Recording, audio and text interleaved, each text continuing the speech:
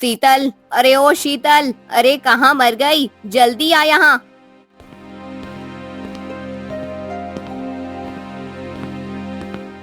जी बुआ, क्या हुआ? ये क्या है? अभी तक तूने बर्तन क्यों नहीं मांजे? अरे घर में कितना सारा काम पड़ा हुआ है और ये महारानी है कि बिना बोले कोई काम ही नहीं करती है। नहीं बुआ, मैं तो घर की साफ सफाई कर रही थी। साफ सफाई करने के बाद मैं ये बर्तन भी मांजने ही वाली थी। अरे घर साफ करने में किसी को इतना समय लगता है क्या?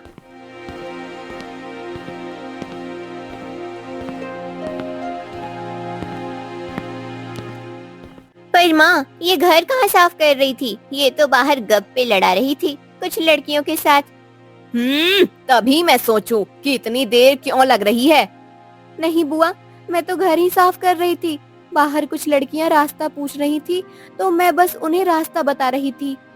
सच बोल रही हूँ, मेरा विश्वास कीजिए। तुझ पर और विश्वास? किसी राह चलते आदमी पर मैं विश्वास कर सकती हूँ, पर तुझ पर नहीं। अब वो सब छोड़ और ये बर्तन जल्दी से मांज। घर में और भी बहुत से काम पड़े हुए हैं, समझी?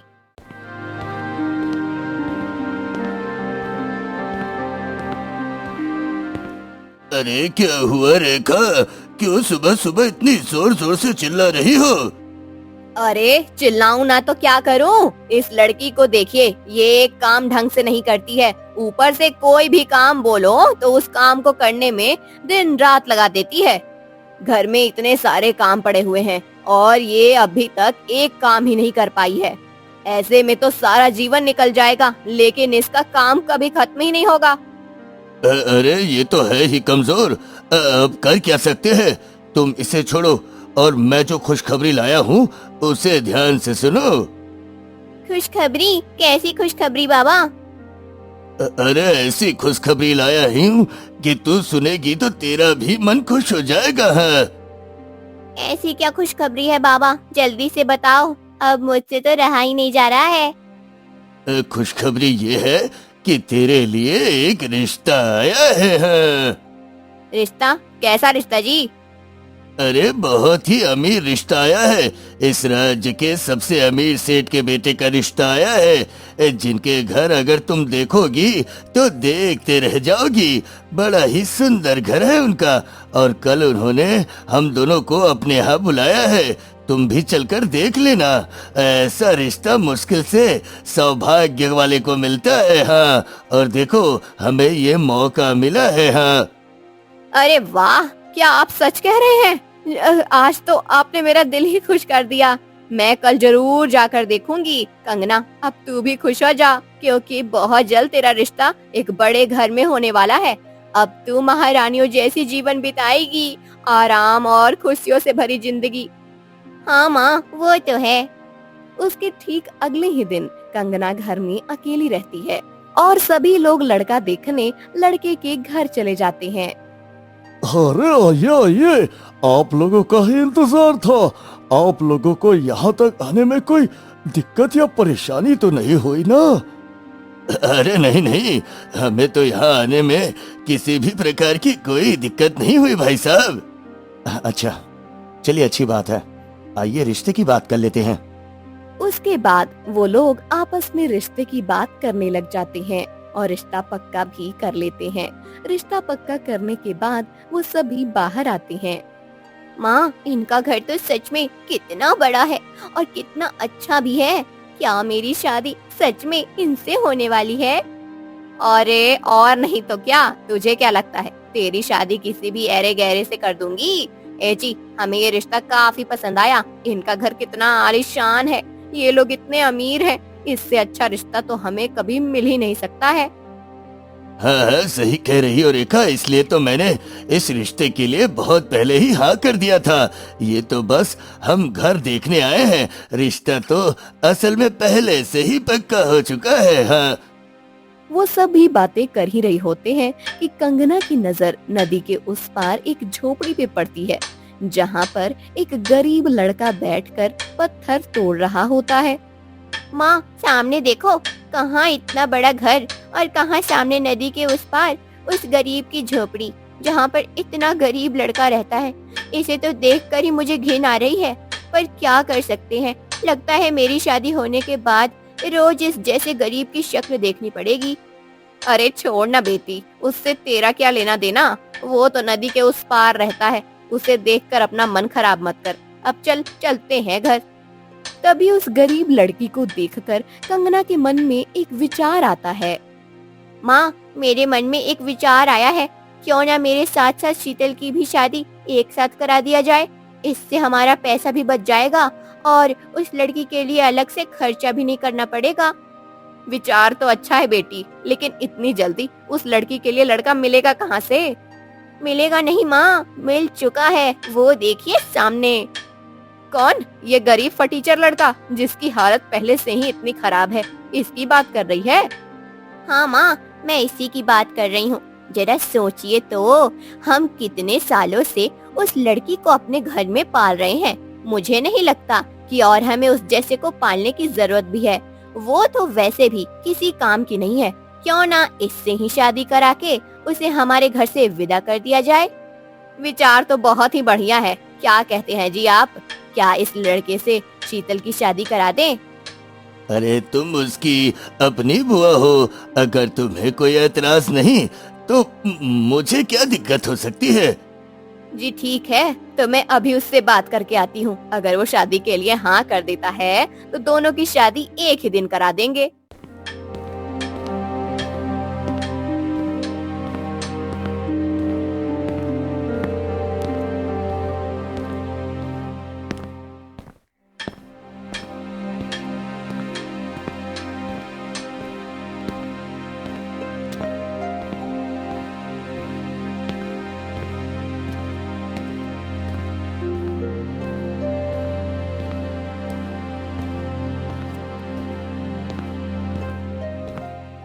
जिसके बाद रेखा उस लड़के के पास जाती है। अरे ओ लड़के, यहाँ पर बैठकर क्या कर रहा है तू? जी करने को तो कुछ नहीं, तो बस मैं ऐसे यहाँ पर बैठकर ये पत्थर से मूर्ति बनाने की कोशिश कर रहा हूँ। इससे मुझे खालीपन महसूस नहीं होता और इसे करने में मुझे बेहद मजा आता है। हाँ, तुझे तो देखकर ही लग रहा है कि तू अकेला है। तुझे खालीपन बहुत ही महसूस होती होगी, इसलिए तू ये सब कर रहा है। लेकिन अब से तुझे खालीपन महसूस नहीं होगा कभी। अरे आप कहना क्या चाहती है? मैं कुछ समझा नहीं। ठीक है, मैं सीधे मुद्दे की बात पर आती हूँ। क्या तुझे शादी करनी है? मेरे घर में एक नौकरानी है, वो भी कुंवारी है, तेरे जैसे ही अकेली है। अगर तू चाहे तो मैं उससे तेरी शादी करा सकती हूँ। इससे तुझे कभी अकेला महसूस नहीं होगा और तेरा भी खुद का एक परिवार होगा जिसके साथ तू समय व्यतीत कर सकता है। क्या सच कह रही है? अगर उस लड़की को कोई दिक्कत ना हो तो मुझे भी शादी के लिए कोई दिक्कत नहीं है। मैं बस शादी के लिए बिल्कुल तैयार हूँ। ये हुई ना बात, तो ठीक है, मैं तुझे कल मिलती हूँ, फिर हम लोग शादी का दिन तय कर लेंगे।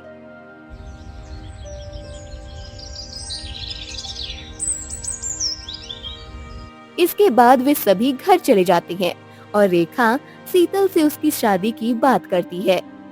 तो बता, तुझे मेरे इस फैसले से कोई दिक्कत तो नहीं है ना? नहीं बुआ, आप तो मेरी अपनी बुआ हैं। आपने मुझे बचपन से ही पाला है। आपके फैसले को भला मैं कैसे मना कर सकती हूँ? अगर आपने मेरे लिए कोई रिश्ता ढूंढा है तो वो अच्छा ही होगा। मैं खुशी खुशी उस लड़के के साथ शादी करने के लिए तैयार हूँ जिसके साथ आप कहेंगी।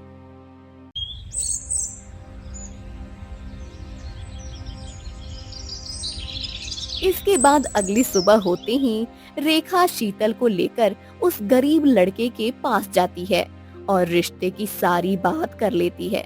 जिसके बाद उन दोनों बहनों की शादी एक ही दिन करा दी जाती है। कंगना की शादी बड़े और आलीशान से घर में उस अमीर लड़के के साथ और शीतल की शादी उस झोपड़ी में रहने वाले गरीब लड़के के साथ। माफ करना, ये घर शायद बहुत ही छोटा है, तुम्हें तकलीफ हो रही होगी। आप ऐसा मत कहिए जी, ये घर भले ही छोटा है पर दो लोगों के रहने के हिसाब से ये घर पर्याप्त है। हाँ, पर तुम जहाँ काम करती थी वो घर तो शायद बहुत ही बड़ा होगा। तुम वहाँ से आई हो, इसलिए मैंने कहीं तुम्हें किसी प्रकार की तकलीफ ना हो इसलिए पूछ रहा हूँ। हाँ, काम करती थी? ये आप क्या कह रहे हैं जी? मैं इससे पहले कहीं भी काम नहीं करती थी। मैंने आज तक अपने घर के अलावा और कहीं भी काम नहीं किया है। आपको ये बात किसने कहा? मुझे तो उस औरत ने कहा जिस औरत ने तुम्हारी और मेरी शादी कराई, जो यहाँ रिश्ता लेकर आई थी। उसी ने कहा था कि वो अपनी नौकरानी की शादी मुझसे कराना चाहती है। अगर तुम उनके यहाँ काम नहीं करती थी तो वो ऐसा क्यों कह रही थी? शायद इसलिए क्योंकि वो मुझे पसंद नहीं करती थी। कहने को तो वो मेरी अपनी बुआ है।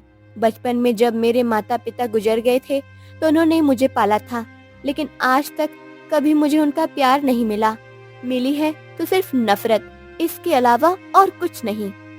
अच्छा, तो ये बात है। तभी तो मैं सोचूं कि वो भला किसी नौकरानी के लिए रिश्ता लेकर क्यों आएगी। मुझे सुनकर बेहद दुख हुआ कि तुम्हें बचपन से ही अपने का प्यार नहीं मिला है। पर तुम चिंता मत करो, मैं हूं ना। मैं तुम्हारा पूरा ध्यान रखूंगा और तुम्हें किसी भी प्रकार का ऐसा महसूस होने नहीं दूंगा कि तुम अकेली हो। अब मैं चलता हूँ, क्योंकि अब मैं अकेला नहीं रहता हूँ।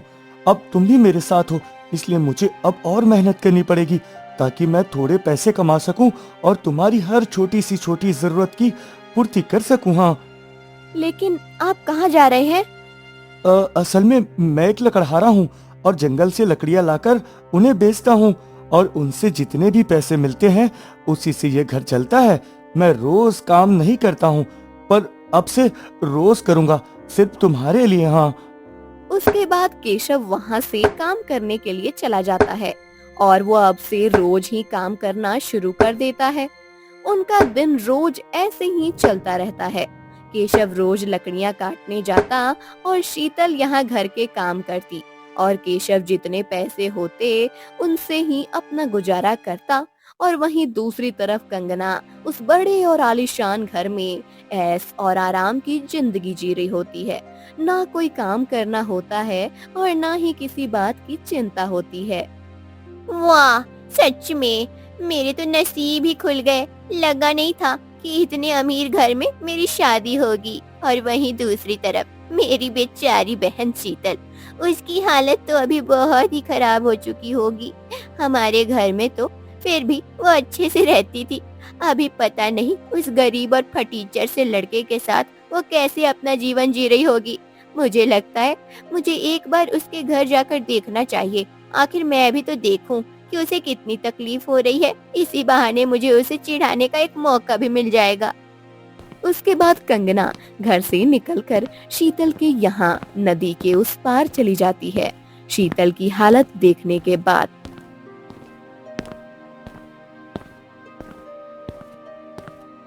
अरे आप यहाँ? जहाँ तक मुझे पता है कि आप जरूर शीतल की बुआ की बेटी होंगी। तुमने बिल्कुल सही समझा। वैसे शीतल कहाँ है? वो मुझे कहीं दिखाई नहीं दे रही है। वो तो अंदर खाना बना रही है। अरे कंगना, तुम और यहाँ? आओ आओ बैठो, मैं तुम्हारे लिए कुछ अच्छा सा बना कर लाती हूँ। कोई जरूरत नहीं है। तुम्हें क्या लगता है मैं तुम्हारी इस झोपड़ी में बने गंदे खाने खाऊंगी? हाँ, ये भी नीचे बैठकर। मैं तो बस यहाँ तुम्हारी हालत देखने आई थी और कुछ नहीं। ये तुम क्या कह रही हो कंगना? मैं बिल्कुल सच कह रही हूँ, और तुम्हारी हालत तो देखकर ऐसा लग रहा है जैसे सच में बहुत ही खराब है। वो सब छोड़ो, ये देखो, मेरे पति ने मेरी शादी के दूसरे ही दिन मुझे एक बेशकीमती हार तोहफे में दिया। अब एक बात बताओ, क्या तुम्हारे पति ने शादी के इतने दिनों एक भी तोहफा दिया? नहीं, पर मुझे उसकी जरूरत भी नहीं है। अच्छी बात है, क्योंकि ये चाह कर भी तुम्हें कुछ नहीं दे सकता। उसकी हालत तो देखो, ये खुद ही कैसे भी करके अपना गुजारा करता है। ये तुम्हें क्या देगा? देखो कंगना, तुम मुझे जो कहना चाहती हो कह सकती हो, पर तुम मेरे पति की बुराई मेरे सामने नहीं कर सकती हो। मुझे अच्छा लगा कि तुम यहाँ आई। अब अगर तुम्हारा हो गया हो तो अब तुम यहाँ से जा सकती हो। शादी हुई नहीं कि महारानी के तेवर तो देखो। शादी से पहले औकात में रहती थी, शादी क्या हो गई, अपनी औकात ही भूल गई। खैर मुझे क्या, मुझे जो देखना था मैं देख चुकी हूँ। अब मैं यहाँ से चलती हूँ। कंगना वहाँ से चली जाती है। मुझे माफ कर दीजिएगा जी, मेरी वजह से आपको इतना कुछ सुनना पड़ा। अरे कोई बात नहीं, इसमें तुम्हारी कोई गलती नहीं है। अच्छा, अब मैं चलता हूँ, मुझे काम के लिए काफी देर हो रही है।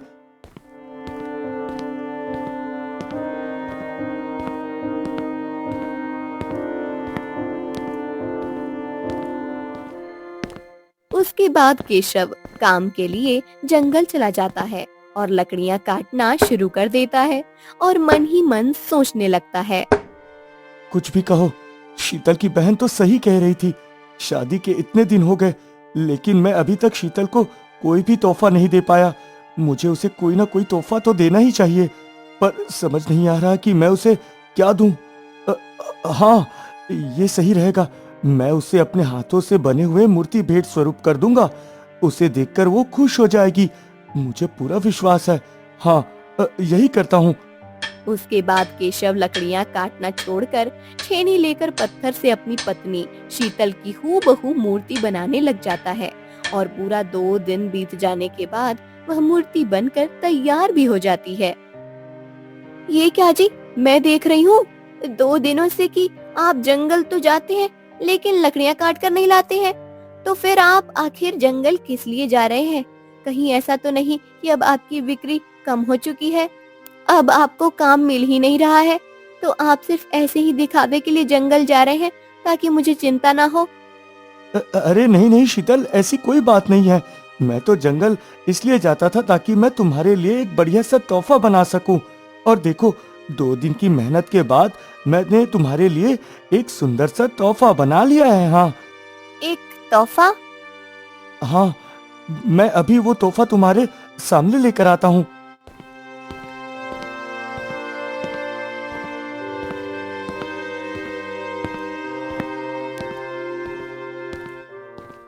इसके बाद केशव बाहर जाता है और बाहर जाकर पत्थर की बनाई हुई मूर्ति शीतल के पास लेकर आता है, जिसे देखकर शीतल हैरान हो जाती है और उस मूर्ति को देखते ही रहती है।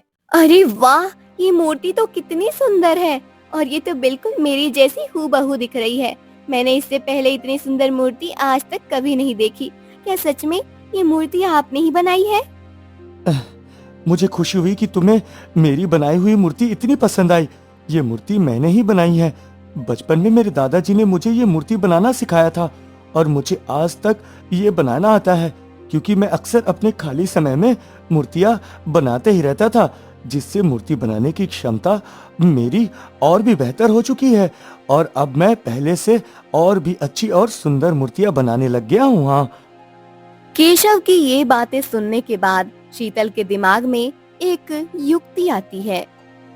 मुझे तो पता ही नहीं था कि आप इतने अच्छे कलाकार हैं और मुझे तो ये समझ में ही नहीं आ रहा है कि आपके अंदर इतना अच्छा हुनर होने के बाद भी आप ये लकड़ियां काटने का काम क्यों करते हैं? तो भला मैं और क्या करूं? मुझे लकड़ियां काटने के अलावा और कोई काम नहीं आता और ये मूर्तियां बनाकर भला कौन ही पैसे कमाता है? आपकी इसी सोच के कारण आपके अंदर इतना अच्छा हुनर होने के बाद भी आप अब तक इतने गरीब हैं और इतने कम पैसे कमाते हैं। आपको शायद पता नहीं है, पर ये काम करके लोग कितने सारे पैसे कमाते हैं। अगर आपको विश्वास नहीं होता है तो आप एक बार बाजार जाएंगे, वहाँ पर एक से एक कलाकार रहते हैं जो अपनी कला से कितने सारे पैसे कमाते हैं। कोई चित्र बनाता है, तो कोई मूर्ति, तो कोई खिलौने, तो कोई कुछ। और आपका हुनर देखकर मुझे पूर्ण विश्वास है कि इस हुनर से आप बेहद अच्छे पैसे कमा सकते हैं। क्या तुम सच कह रही हो? मुझे तो अब तक विश्वास नहीं होता। जिसे मैं अब तक समय व्यतीत करने का एक जरिया समझ रहा था, इतने दिनों से मूर्तियां बनाता था, उससे मैं पैसे भी कमा सकता हूँ। जी, आप कमा सकते हैं। आप केवल मेरी बात मानकर अब एक बार प्रयास कीजिए।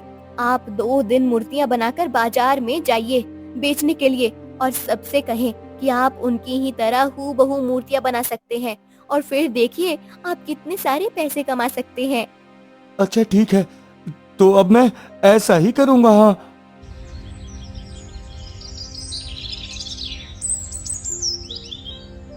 शीतल के सलाह पर केशव 3 से 4 दिन लगातार मूर्तियां बनाने लग जाता है, जिसके बाद वो उन मूर्तियों को लेकर बाजार चला जाता है। बाजार जाते ही कुछ लोग केशव के बने मूर्तियों को ध्यान से देखते हैं और उन मूर्तियों को देखकर वे सभी आकर्षित होते हैं और केशव के पास आते हैं। अरे वाह वाह, इतनी सुंदर मूर्तियाँ! ये सभी मूर्तियाँ क्या तुमने बनाई हैं? जी महाशय, ये सारी की सारी मूर्तियाँ मैंने ही बनाई हैं और मैं आपकी भी हूबहू मूर्ति बना सकता हूँ। हाँ?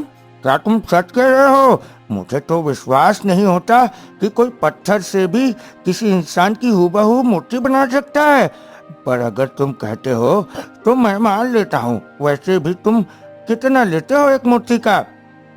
मैंने ये आज ही शुरू किया है, इसलिए मुझे इस चीज का कोई अंदाजा नहीं कि एक मूर्ति की कितनी कीमत हो सकती है। इसलिए आप जो देंगे वो मैं खुशी खुशी रख लूंगा। हाँ, अच्छा तो ठीक है, तुम मेरी हूबहू मूर्ति बनाओ। अगर वो मूर्ति मुझे पसंद आती है तो मैं तुम्हें इतना धन दूंगा कि तुम उससे संतुष्ट अवश्य होगे। बताओ, तुम कब तक मुझे मूर्ति दे दोगे?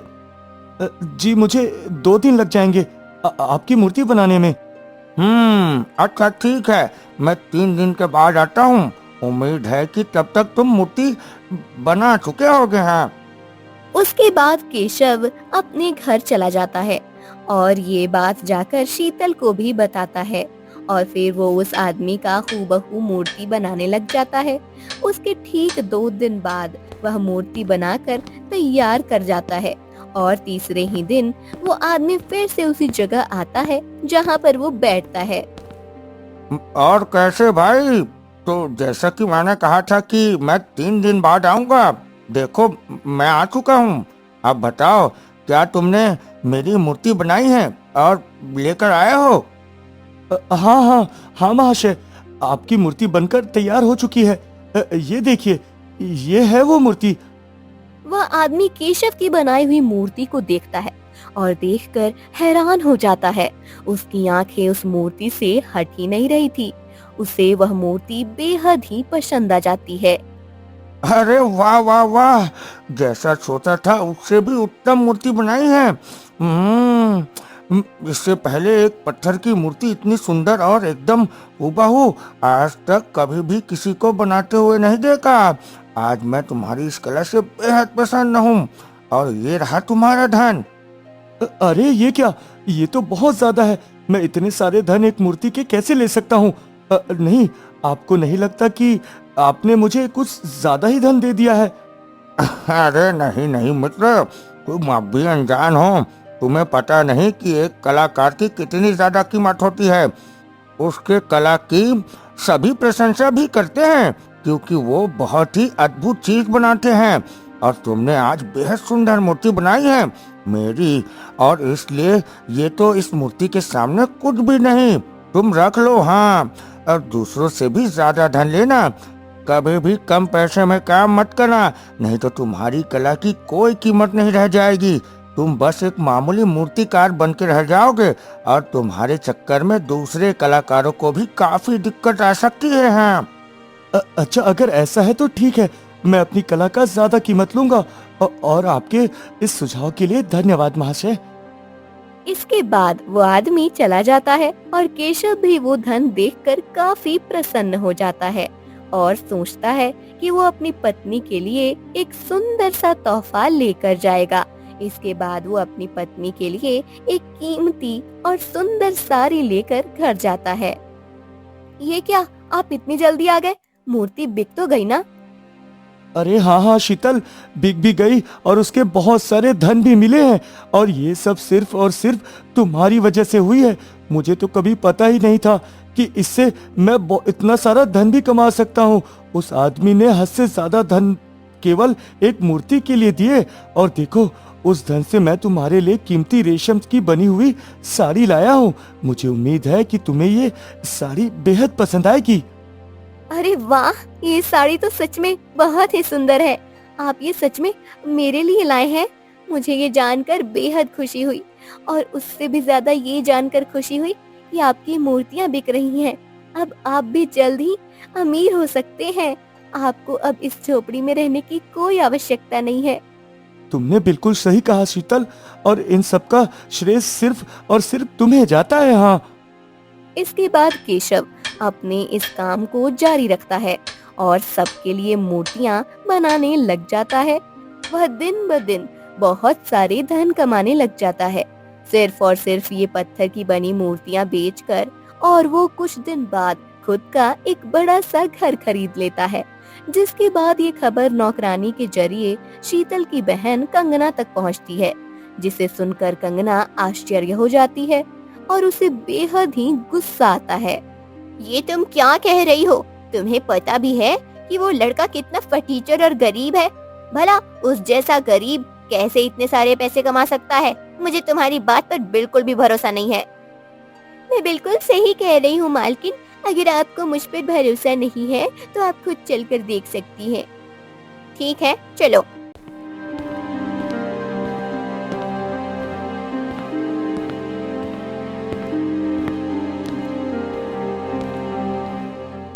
इसके बाद कंगना और वो नौकरानी दोनों शीतल के यहाँ जाते हैं देखने के लिए। और जब वो जाते हैं तो देखते हैं कि सच में केशव और शीतल दोनों ने ही एक बड़ा सा घर खरीद लिया है। हाँ, अब ये नहीं हो सकता है। मुझे तो अपनी आंखों पर अभी भी विश्वास नहीं हो रहा है। भला इस जैसी लड़की उस गरीब फटीचर लड़के के साथ रहकर इतने अच्छे घर में कैसे रह सकती है? कंगना ये सब देखकर गुस्सा हो ही रही थी कि तभी वहाँ दो सैनिक आ जाते हैं। और कंगना देखती है कि दोनों सैनिक शीतल से बात कर रहे होते हैं, जिसे कंगना ध्यान से सुनती है।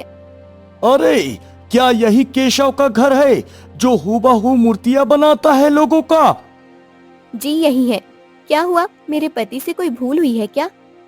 अरे नहीं नहीं, आप गलत समझ रही हैं। उनसे कोई भूल नहीं हुई है।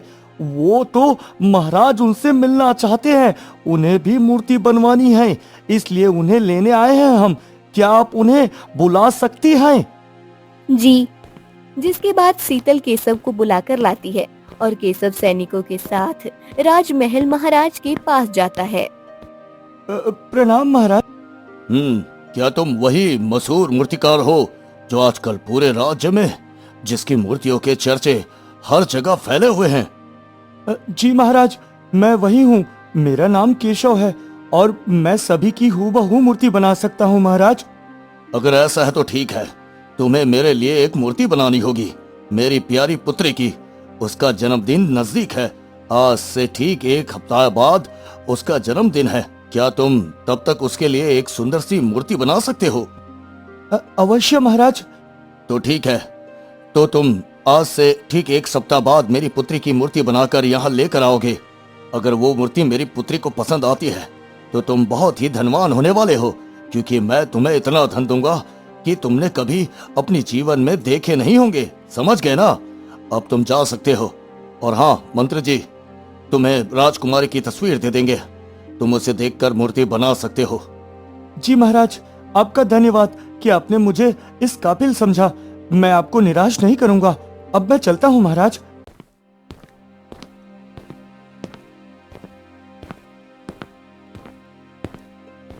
जिसके बाद केशव अपने घर चला जाता है और ये सारी बात शीतल को बताता है। और ये सारी बातें कंगना घर के बाहर से सुन रही होती है। अच्छा, तो ये बात है। मैं ऐसा कभी भी नहीं होने दे सकती हूँ।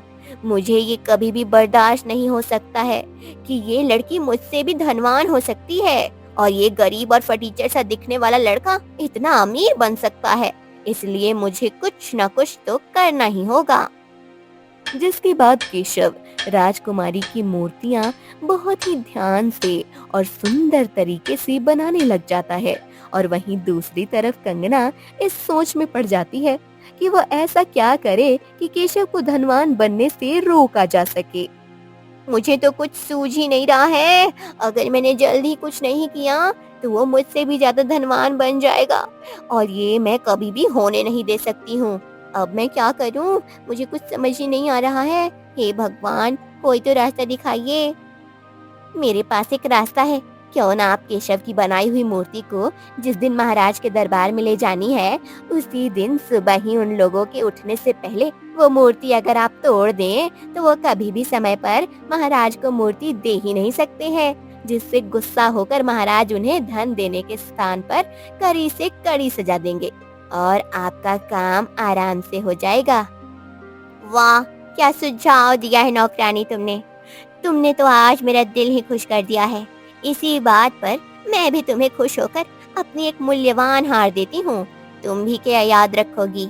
अब आएगा असली मजा, जब वो मूर्ति मैं तोड़ दूंगी और केशव वो मूर्ति महाराज को कभी दे ही नहीं पाएगा, जिससे महाराज गुस्सा होकर उसे ऐसी सजा देंगे कि वो अगले जन्म तक मूर्ति बनाना तो दूर, मूर्ति बनाने के बारे में सोचेगा भी नहीं। नौकरानी के ऐसे सुझाव देने से कंगना वैसे ही करती है जैसे उसकी नौकरानी ने कहा।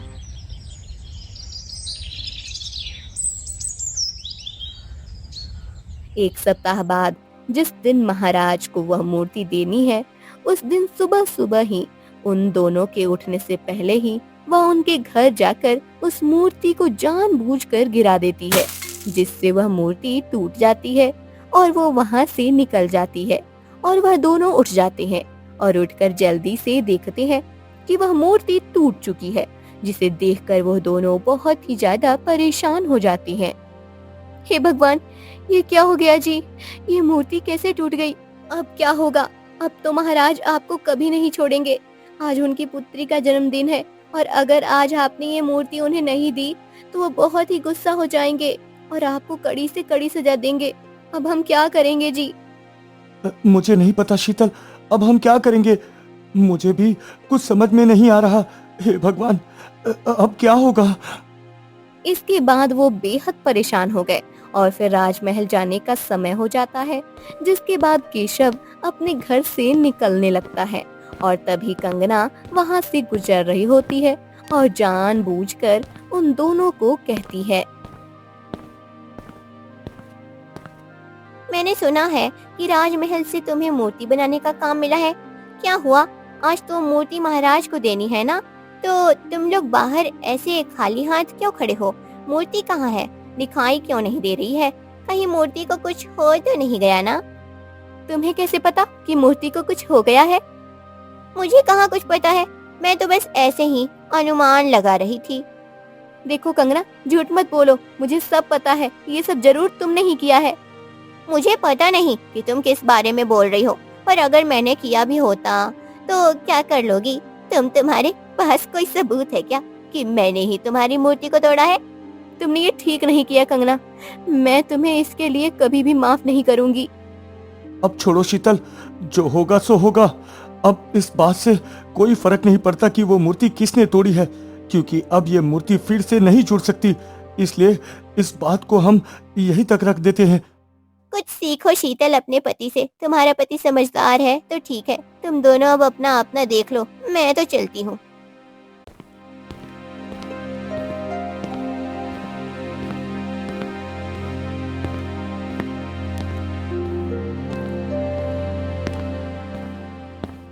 अब हम क्या करेंगे जी? और आपने कुछ कहा क्यों नहीं? उसे ऐसे ही क्यों जाने दिया?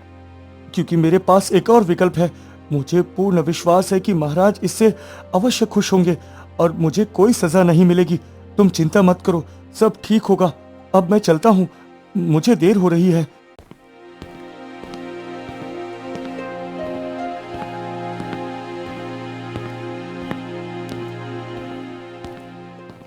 तो केशव, जैसा कि मैंने कहा था, क्या तुमने मूर्ति बना लिया? अगर हाँ तो वो मूर्ति दिखाओ। दिखा क्यों नहीं रहे हो? मैं आपसे तहे दिल से क्षमा प्रार्थी हूँ महाराज, लेकिन मैंने आपकी पुत्री के लिए मूर्ति बनाई थी, लेकिन किसी कारणवश वो मूर्ति गिरकर टूट गई और इसलिए मैं वो मूर्ति नहीं ले आ पाया महाराज। क्या कहा? गिरकर टूट गई? तुम्हें पता भी है केशव कि तुम क्या बोल रहे हो? इसके लिए तुम्हें कितनी बड़ी सजा मिल सकती है, ये तुम जानते हो ना?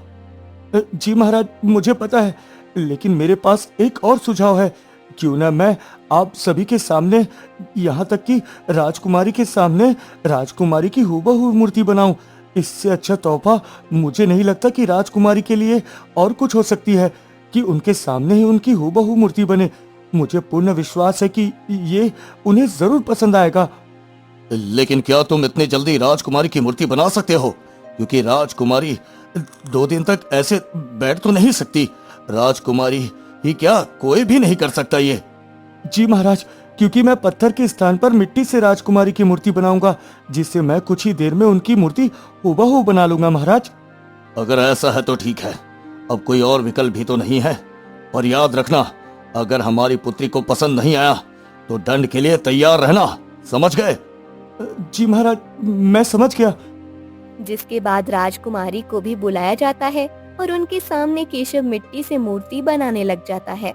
राजकुमारी भी बेसब्री से मूर्ति बनने का इंतजार कर रही होती है और मूर्ति बनने के बाद ये लीजिए राजकुमारी, मूर्ति बनके तैयार है। वाह, इतनी सुंदर मूर्ति। और पिताजी, ये मूर्ति तो हूबहू मेरी ही तरह है। मुझे आज से पहले कभी भी इतना अच्छा और सुंदर तोहफा कभी नहीं मिला। आज मैं बहुत ही खुश हूँ पिताजी। मैं इस मूर्ति को हमेशा संभाल के रखूंगी। मुझे खुशी हुई कि तुम्हें ये इतना अच्छा लगा मेरी पुत्री। तो ठीक है, क्योंकि ये मेरी पुत्री को बेहद पसंद आया, इसलिए मैं तुम्हें माफ करता हूँ और बदले में तुम्हें धन से भरी पोटली इनाम स्वरूप देता हूँ। जिसके बाद महाराज खुश होकर केशव को धन से भरी पोटली देते हैं और उसे माफ कर दिया जाता है और वो पूरे राज्य में मशहूर हो जाता है। जिसके बाद देखते ही देखते बहुत ही कम समय में ही वो राज्य का सबसे अमीर व्यक्ति बन जाता है और शीतल के साथ खुशी खुशी जीवन जीने लगता है। और कंगना को भी अपनी हार अंत में माननी ही पड़ती है और समय के साथ साथ शीतल के प्रति कंगना के दिल में जो ईर्ष्या और नफरत होती है वो भी समाप्त हो जाती है और अब सब ठीक हो जाता है। धोखेबाज पत्नी। चमनपुर नामक गांव में एक महेंद्र नाम का किसान रहा करता था। उसकी पत्नी का देहांत हो गया था और उसके 2 छोटे बच्चे थे। एक दिन अरविंद खेतों से घर लौट रहा था, तभी रास्ते में उसको कुछ लोग दिखाई दिए। अरविंद जैसे ही भीड़ के पास आया तो उसने देखा गांव की एक लड़की जिसका नाम सीमा था, वो जमीन पे बैठी हुई थी और बुरी तरह से रो रही थी। अरविंद ने अपने पास खड़ी एक बुढ़ी औरत से कहा, अरे काकी, ये सीमा क्यों रो रही है और इतनी भीड़ क्यों जमा है यहाँ? अरे बेटा, क्या बताऊं, तुम तो जानते ही हो, सीमा अपनी बुआ और फूफा के साथ रहती है। उसका इस दुनिया में कोई नहीं है।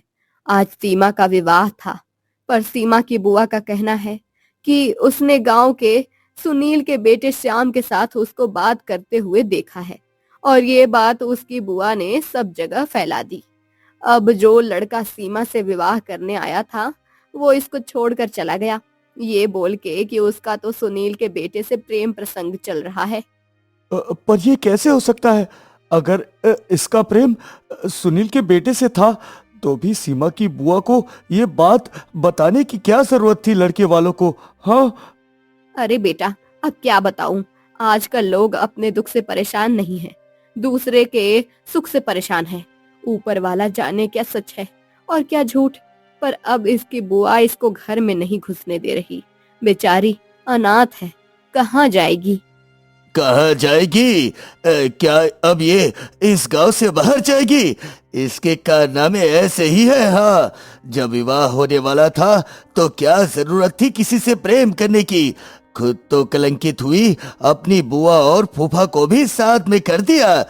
अरे वो लोग तो घर से बाहर मुंह तक नहीं निकाल रहे बेचारे शर्म से। बाहर निकालो इसे।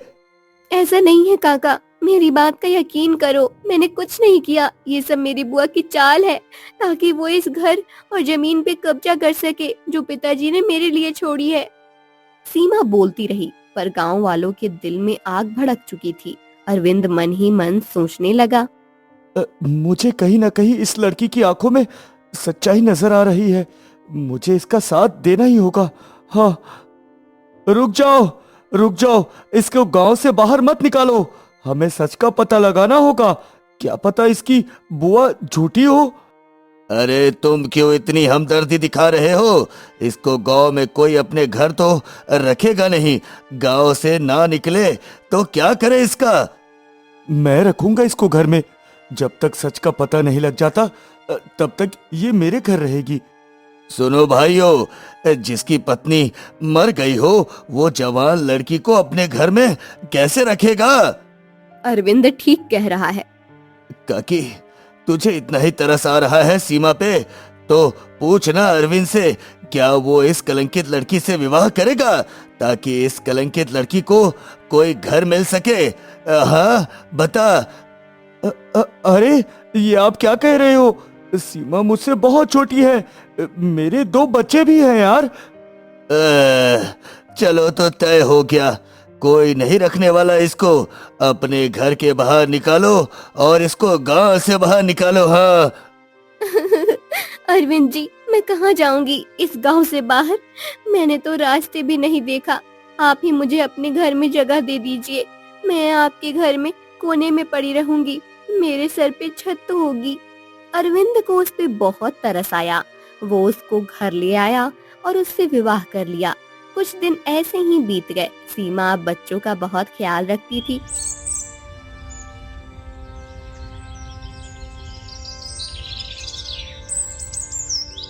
एक दिन अरविंद खेतों से लौट रहा था।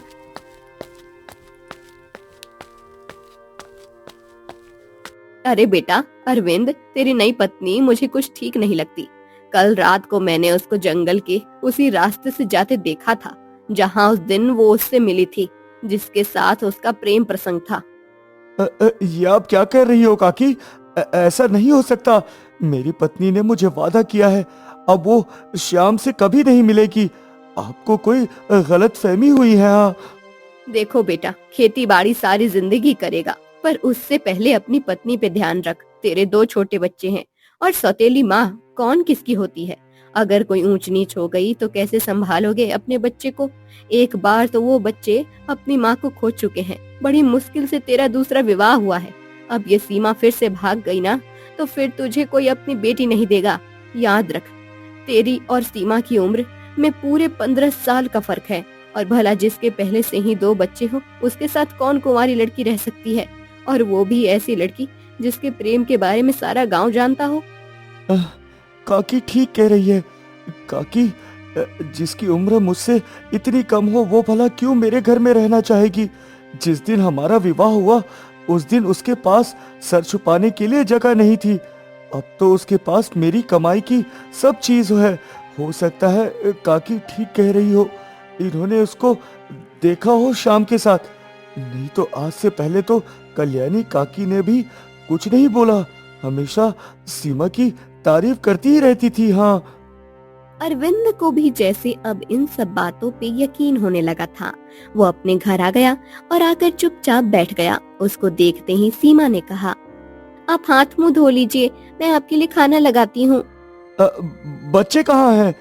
बच्चे तो बाहर खेल रहे हैं, मैं बस अभी उनको बुला कर लाती हूँ। कुछ ही देर में सीमा बच्चों को लेके घर में आ गई। अरविंद मन ही मन सोचने लगा, मेरे सामने सीमा ऐसा दिखावा करती है जैसे बच्चों से बहुत प्यार करती है, और मेरे पीठ पीछे किसी से चुप चुप के मिल रही है। काश जो काकी ने कहा वो सब झूठ हो।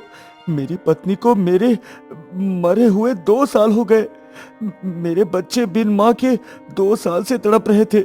जब से सीमा घर आई है तब से बच्चे को इतना खुश मैंने कभी नहीं देखा सीमा के साथ।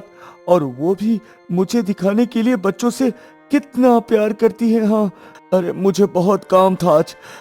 खेती में नींद आ रही है। तुम बच्चों को सुला देना, मैं सोने जा रहा हूँ। हाँ।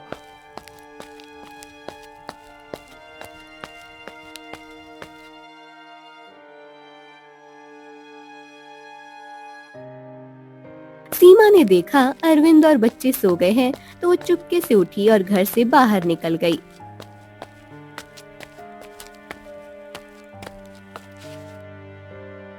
ठीक कह रही थी काकी, मेरी पत्नी धोखेबाज है। पर अगर उसको अभी भी अपने पुराने प्रेमी से इतना प्रेम है तो उसके पास क्यों नहीं चली जाए?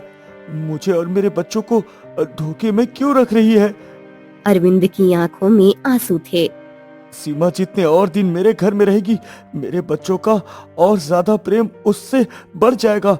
अब समय आ गया है सीमा को अपनी और अपने बच्चों की जिंदगी से आजाद करने का। मैं अगर उससे ये बात करूंगा तो वो मुझे झुठला देगी। आज मुझे सीमा को रंगे हाथों पकड़ना होगा। हाँ।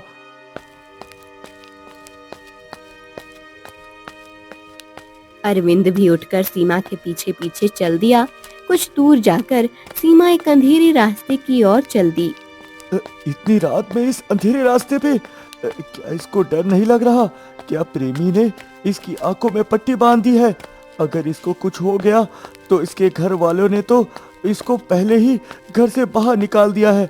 गांव वाला कोई इससे बात तक करने की कोशिश नहीं करता। आज के बाद मैं भी इसको त्याग दूंगा, फिर कौन होगा इसका अपना?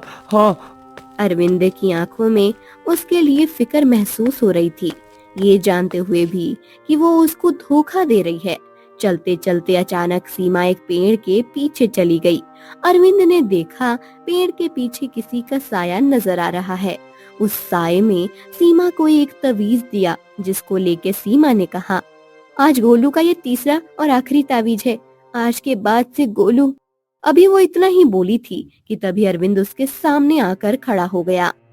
क्या करने वाली हो तुम इस तावीज से मेरे बच्चों को? बोलो, क्या करने वाली हो?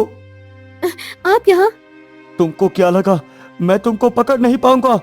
1 साल से तुम मेरी आंखों में धूल झोंक रही हो और मैं तुम्हें और झोंकने नहीं दूंगा। हाँ, आप गलत समझ रहे हैं।